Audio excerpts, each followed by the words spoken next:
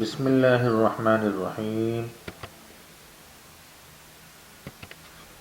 سوال: مفتی صاحب، حدیث میں یہ درود کی فضیلت ہے کہ اس سے مال میں زیادتی ہوتی ہے، اللہم صل علی محمد عبدک ورسولک وصل علی المؤمنین والمؤمنات والمسلمین والمسلمات۔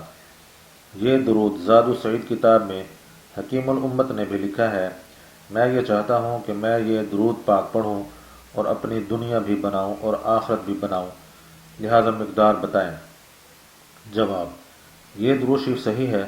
حدیث میں آیا ہے اس درود کے پڑھنے سے غریبوں پر صدقہ کرنے کے برابر ثواب ملتا ہے اور اس کے پڑھنے سے مالدار ہوتا ہے۔ حدیث میں اس کے پڑھنے کی کوئی تعداد نہیں بتائی گئی ہے۔